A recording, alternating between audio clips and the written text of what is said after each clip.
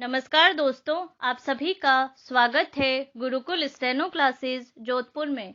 Dictation शुरू होगा 5 second बाद।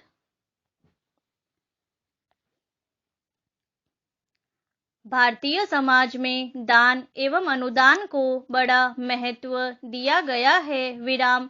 प्रायः हर धर्म में दान को एक श्रेष्ठ कर्म बताया गया है तथा अपने अधिशेष के एक बड़े भाग को दान में देने की अनिवार्यता पर भी बल दिया गया है। अनुदान एवं दान की विभिन्न बातें हमारे पौराणिक ग्रंथों में भरी पड़ी है।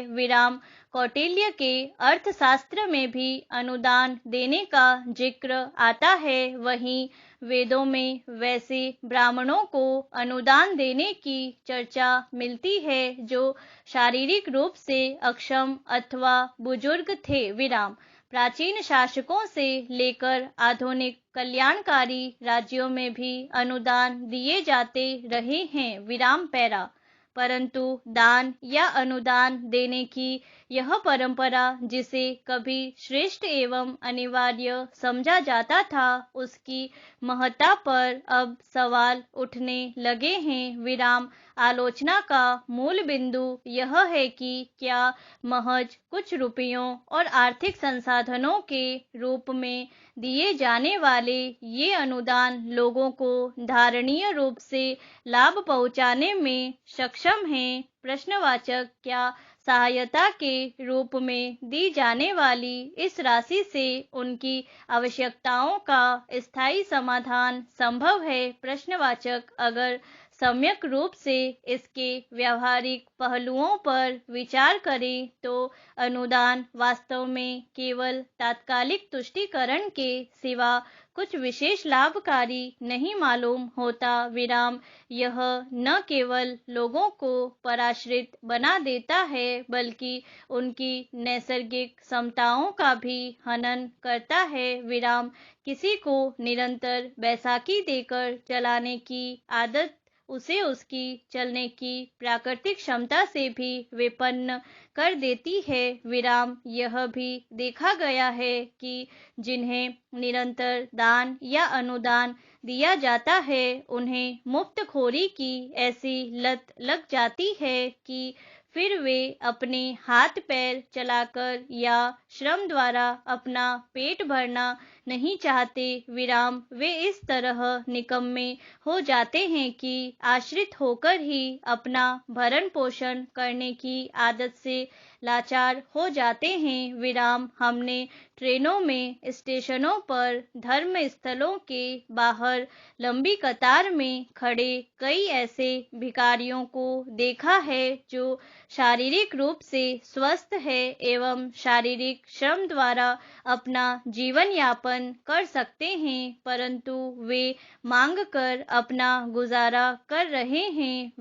ये उनकी उसी लाचार आदत का परिणाम है। अतार्किक रूप से दिए जाने वाला अनुदान वास्तव में दोनों पक्षों को नुकसान पहुंचाता है। अनुदान देने वाले अपनी ओर से तो आर्थिक घाटे में रहते ही है, उनका नुकसान महज कुछ रुपयों और आर्थिक संसाधनों का है, परंतु अनुदान प्राप्त करने वाले कई प्रकार से नुकसान में रहते हैं। उनकी आगे बढ़ने की प्रवृत्ति में एक ठहराव आ जाता है, उनमें एक प्रकार का निकम्मापन भी घर कर जाता है तथा वे अपने आप को समाज का निम्न एवं तुच्छ वर्ग मानने लगते हैं एवं उनके आत्मसम्मान में निरंतर गिरावट आने लगती है। वैदिक काल में जब धर्म का वर्चस्व था तो शासकों द्वारा ब्राह्मणों को अनुदान देने की प्रथा के कारण कई ब्राह्मण निकम्मे हो गए और अपने कार्य से विमुख होते चले गए, जो उनके पतन का एक प्रमुख कारण बना। वर्तमान में दिए जाने वाले सरकारी अनुदानों की स्थिति भी कमोबेश कुछ ऐसी ही है। सरकार द्वारा दिए जाने वाले इन अनुदानों का एक बड़ा भाग व्यर्थ में चला जाता है। विराम आंकड़े बताते हैं कि भारत के सकल घरेलू उत्पाद का लगभग 3% व्यर्थ के अनुदान में चला जाता है, जिसका योगदान आय सुनिश्चित करने एवं गरीबी दूर करने में केवल भरण पोषण के स्तर पर ही हो पाता है। विराम केवल 1% अनुदान ही व्यक्तिगत उत्पादकता को बढ़ाने में मदद करते हैं। विराम सरकारी अनुदान मुख्य रूप से 4 क्षेत्रों में दिए जाते हैं: ईंधन, उर्वरक, खाद्य एवं रोजगार। विराम यह भी सर्वविदित है कि पहले 2 प्रकार के अनुदान से गरीबों को कोई विशेष लाभ प्राप्त नहीं होता, जबकि आंकड़ों के मुताबिक खाद्य एवं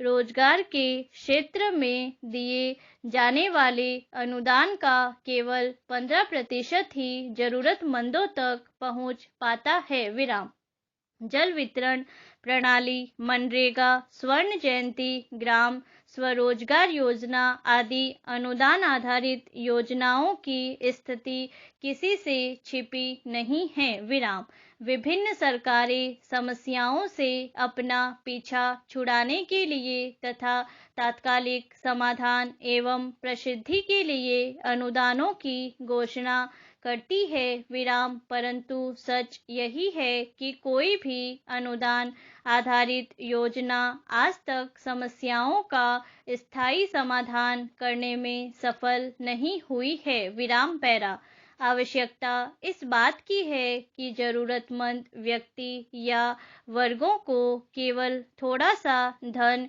या छूट देकर उनकी तात्कालिक तुष्टि कर उन्हें पंगु न बनाया जाए, बल्कि उन्हें ऐसी कला एवं कौशल से संपन्न किया जाना चाहिए जिससे कि वे अपनी आय का स्रोत स्वयं निर्मित कर सके और स्वनिर्भर हो सके। विराम उन्हें अपनी छोटी छोटी आवश्यकताओं के लिए बार बार दान या अनुदान का मुंह ताकना न पड़े। विराम किसी व्यक्ति को एक मछली देकर तुम उसके एक दिन के लिए भोजन का प्रबंध कर देते हो, जबकि किसी व्यक्ति को मछली पकड़ना सिखाकर तुम उसके जीवन भर के लिए भोजन का प्रबंध कर देते हो। विराम इसलिए यदि हम वास्तव में ऐसे लोगों का भला चाहते हैं तो हमें इनके एक दिन के प्रबंध के बजाय जीवन भर के प्रबंध की कोशिश करनी चाहिए। विराम छोटे उद्यमों एवं कुटीर उद्योगों के साथ साथ कौशल विकास को बढ़ावा दिया जाना चाहिए। विराम ये शुभ संकेत है कि धीरे धीरे हमारी सहायता की स्थूल अवधारणा में परिवर्तन हो रहा है और अब लोग सहायता को अपनी तरफ से दायित्व मुक्ति का एक कार्य न समझकर इसे एक गंभीर दायित्व की तरह ले रहे हैं। विराम कई समाज सेवी इस प्रकार के कार्यों में संलग्न हैं। विराम महात्मा गांधी ने अपनी ग्राम स्वराज की अवधारणा में भी अनुदान पर नहीं बल्कि सहकारिता और कौशल विकास पर अधिक बल दिया था। विराम जापान एवं चीन के समाजों में भी छोटे छोटे कुटीर उद्योगों के लिए कौशल विकास एवं प्रशिक्षण पर बल दिया जाता है। विराम हमें जनता के लिए नहीं, जनता के साथ कार्य करना है। विराम पैरा वर्तमान में भारत सरकार भी कौशल विकास के लिए कई कार्यक्रम चला रही है। विराम भारत सरकार द्वारा चलाए जा रहे skill India, digital India, startup आदि कार्यक्रम निश्चय ही लोगों के कौशल विकास की दिशा में महत्वपूर्ण कदम साबित होंगे, जो अनुदान के तात्कालिक समाधान से बेहतर एवं स्थायी समाधान होगा। विराम नागरिकों को स्वावलंबी बनाने की दिशा में उठाए गए ये कदम न केवल लोगों के स्थायी रोजगार का प्रबंध करेंगे। स्टॉप।